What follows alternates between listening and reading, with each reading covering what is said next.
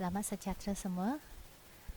Hari ini kita sambung bahagian ketiga, bab 5 rangkaian dalam teori graf, iaitu mewakilkan maklumat dalam bentuk rangkaian.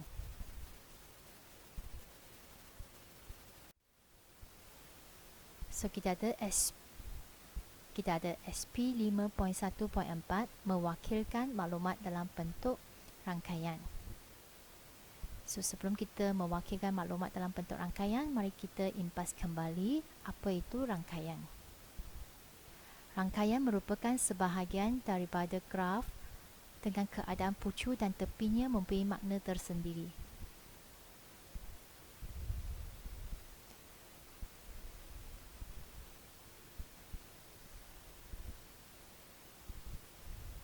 So ini adalah satu contoh rangkaian jarak di mana pucunya dilabelkan dengan rumah, di mana setiap pucunya ada maknanya tersendiri, iaitu mewakili sekolah, rumah ahli dan balai polis. Manakala tepinya juga mempunyai makna, iaitu dia mewakili jarak di sini. So ini contoh rangkaian jarak di mana dia menghubungkan rumah ahli dengan sekolah dengan 8 km, rumah ahli dengan balai polis 10 km, dan jarak antara sekolah dan balai polis adalah 11 km. Jadi setiap pucu dan tepinya ada maknanya tersendiri. So dia adalah satu jenis rangkaian. Ataupun rangkaian transit kereta api di KL. Ya, ada stesen-stesen kereta api dengan jarak dia. Itu pun satu contoh rangkaian. Contoh kegunaan rangkaian, kita ada rangkaian kekeluargaan. Kita tengok hubungan antara ahli-ahli keluarga kita. Itu merupakan satu contoh rangkaian. Ataupun rangkaian dalam jaringan komputer. Okey. Kemudian kita ada rangkaian media sosial, contoh-contohnya bagaimana kita dihubung dengan media sosial, melalui media sosial. Ini contoh rangkaian struktur bilian. Okey, struktur bilian. Ataupun ini rangkaian silatan makanan. So antara ini adalah contoh kegunaan rangkaian. So, mari kita lihat bagaimana kita nak tukarkan maklumat yang diberi dalam bentuk rangkaian. Contoh 15, buku teks anda muka surat 144. So, di sini diberi satu jadual dengan nama murid dan permainan dia. Okey. Jadi, kita nak tukarkan maklumat yang diberi ini dalam bentuk rangkaian. So, mula-mula kita kena pasti yang mana merupakan pucuk dan yang mana merupakan tepi dalam rangkaian. So di sini permainan mewakili pucuk, nama murid mewakili tepi.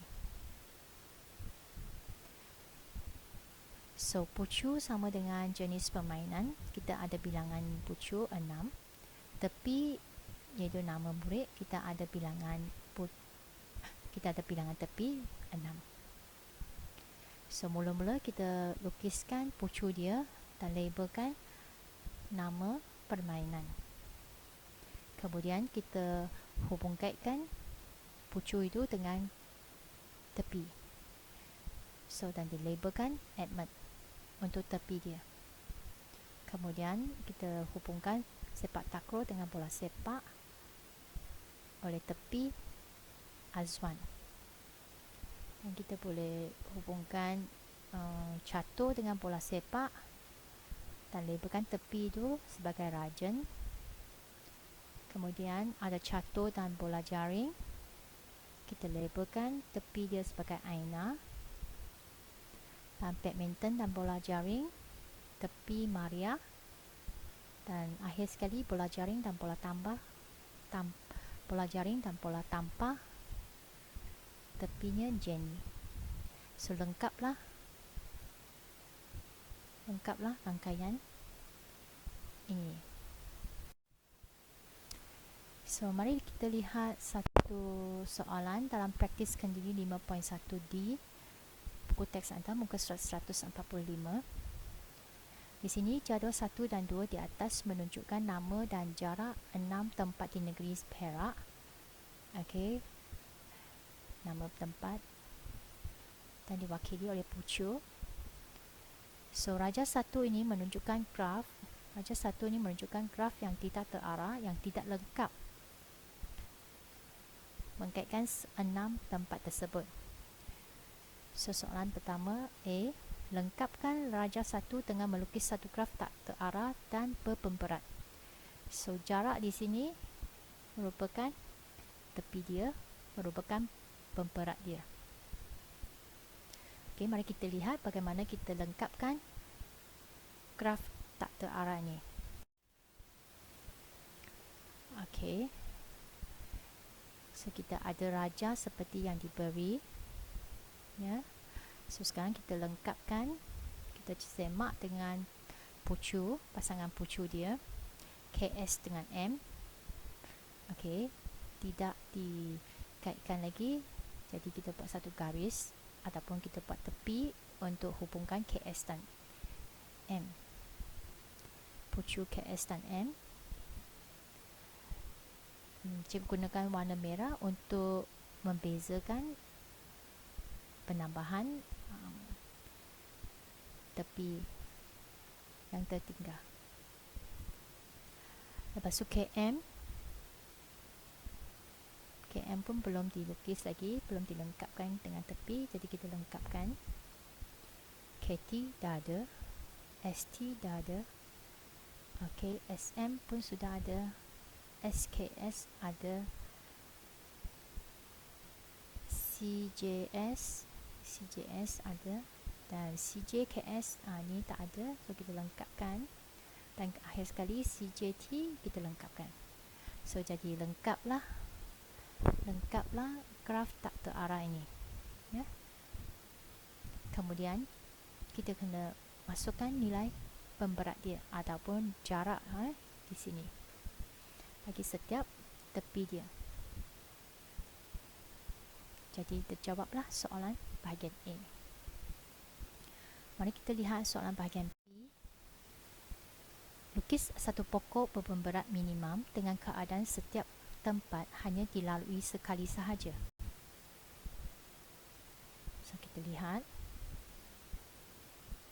Ini adalah graf tak terarah yang kita lukis di bahagian A tadi. So, sekarang nak lukis satu pokok berpemberat minimum. So, kita akan buangkan tepi yang membawa pemberat yang banyak lah. So, tepi 15 cikgu buangkan. Tepi 11 cikgu buangkan. Tepi 8.4 cikgu buangkan. Dan tepi 5.9 cikgu buangkan. So, di sini terbentuklah satu pokok 6 pucuk dengan 5 tepi. Okey. So, ini adalah satu pokok. Dan kita kira yang ini satu pokok berpemberat minimum yang cikgu lukis. Kemudian kita kira C, berapakah jumlah minimum pokok yang anda lukis. So, kita kira jumlah minimum pokok itu. So, kita jumlahkan semua pemberat. Kita dapat 31.6 km. Okay, itu caranya kita nak menyelesaikan soalan. Okay, kemudian kita ada SP 5.1.5. Kemudian mari kita lihat SP 5.1.5, iaitu menyelesaikan masalah yang melibatkan rangkaian. Okay, bagaimana kita Okey, soalan dalam praktis kendiri 5.1E, muka surat 147 buku teks anda. So, ini adalah jadual yang ditunjukkan, jadual penerbangan yang ditunjukkan. Encik Masfi ni dia bekerja di Kulai, dia nak melawat keluarganya di Miri pada setiap hujung minggu. So ni jadual penerbangan dia. So hari Jumaat, hari Sabtu, ini masa dia dan ini harga tiket dia. Okey, kita kaji dulu. Kemudian soalan kata, tentukan penerbangan yang paling murah dari Johor Bahru ke Miri. So dia nak ambil penerbangan dari Johor Bahru ke Miri dengan harga yang paling murah. Okey, mari kita lihat bagaimana kita nak tentukan dia. So dengan mari kita lihat bagaimana kita nak tentukan penerbangan yang paling murah dengan rangkaian. So ni jadual cikgu keluarkan. So ni contoh penyelesaian dia. Contoh penyelesaiannya. Contoh penyelesaian. So hari Jumaat cikgu buat dalam bentuk rangkaian. Johor ke Kuching dan ke Miri. Cikgu ambil maklumat daripada jadual dan cikgu pindah ke sini. Dan setiap tepi tu cikgu labelkan dengan pemberatnya yang labelkan pemberatnya yang memberi makna harga dan waktu penerbangan. Okey, cikgu masukkan semua maklumat. Kemudian cikgu buat juga satu rangkaian untuk hari Sabtu. Cikgu masukkan semua maklumat pada pucu dan juga tepi dia.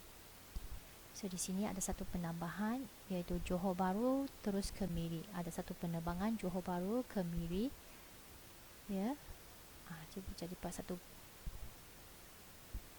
berbilang tepi lagi ya. Di sini. Okey. So mari kita jawab soalan penerbangan. Katakan hari Jumaat dia ambil penerbangan yang pertama ni jam 2000 hingga 21.25. Kemudian dia sambung dengan penerbangan Kuching ke Miri. Okey, kita akan dapati jumlah harga penerbangan di sini adalah RM273.30. Ya. Okey, kita pilih yang ini yang murah lah daripada penerbangan yang murah pada hari Jumaat. Ya. Kalau bandingkan dengan penerbangan yang kedua ni. Kemudian hari Sabtu, kita tengok hari Sabtu penerbangan yang murah yang kita boleh dapat ialah RM174 ni dan campur dengan RM64. So kita buat penerbangan pada waktu pagi ya. Tapi masa dia masa kita tengok masanya sesuai ke tidak. Pagi boleh. Kalau ini petang 13.30, kalau kita nak sambungkan dengan pagi ni tak boleh sebab penerbangan dia tak sama kan, tak menepati. Jadi kita terpaksa pilih yang ini awal pagi sampai 7.30, berhenti kita terpaksa pilih yang ini awal pagi, lepas tu sambung penerbangan kedua pada pagi juga, waktu pagi dengan harga yang lebih murah. Kalau bandingkan 84 dengan 64, kita pilih 64 lah sebab lebih murah sikit. Tapi masanya dia kena tunggu lama sikit lah. So di sini harganya adalah RM238.30. So antara dua penerbangan ini, penerbangan yang paling murah dari Johor Bahru ke Kuching ialah pada hari Sabtu jam 6:05 hingga 7.30. Seterusnya dari Kuching ke Miri jam 11.45 hingga 12.50. Jam 11.45 hingga 12.50 dengan harga kosnya RM238.30. So itu pilihan penerbangan paling murah. dari Johor Bahru ke Miri. Soalan B pula. Soalan B dia nak tentukan penerbangan yang paling sesuai, dipilihnya. So mari kita lihat penerbangan terbaik dari Johor Bahru ke Kuching. Ialah pada hari Jumaat. Cikgu pilih yang hari Jumaat, iaitu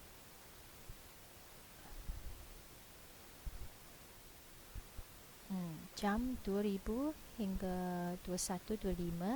Seterusnya dari Kuching ke Miri 21.55 hingga 23,000 dengan kos RM273.30. Okey, kenapa berikan justifikasi anda? Kerana walaupun harga tiket ini adalah RM35 lebih mahal daripada penerbangan pada hari Sabtu, tetapi Encik Maswi dapat meluangkan masa yang lebih bersama keluarga di Miri jika dia ambil penerbangan pada hari Jumaat.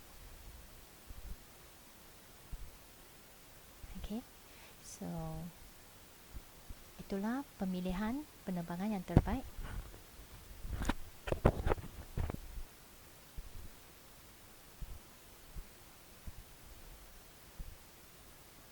So penerbangan terbaik dari Johor Bahru ke Kuching ialah pada hari Jumaat jam 2000.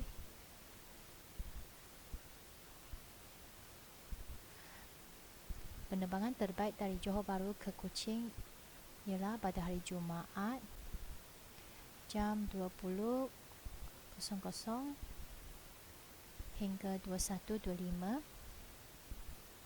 Seterusnya dari Kuching ke Miri jam 21.55 hingga 23.00 dengan kos sebanyak RM273.30. Okey, sebab lepas tu soalan minta berikan justifikasi untuk jawapan anda. So kita boleh tulis walaupun harga tiket ini ialah RM35. Kalau kita tengok bezanya RM35 lebih mahal daripada penerbangan pada hari Sabtu, tetapi Encik Maswi dapat meluahkan masa yang lebih banyak bersama keluarga di Miri sekiranya dia ambil penerbangan pada hari Jumaat ini. Jadi ini adalah penerbangan yang terbaik untuk Encik Maswi. Itulah contoh penyelesaian untuk soalan seperti ini. So sekian, terima kasih. Tamatlah. So sekian, terima kasih dan selamat belajar untuk bab 5 rangkaian dalam teori graf. Jumpa lagi. So sekian, terima kasih untuk bab 5 matematik tingkatan 4. Selamat belajar dan jumpa lagi.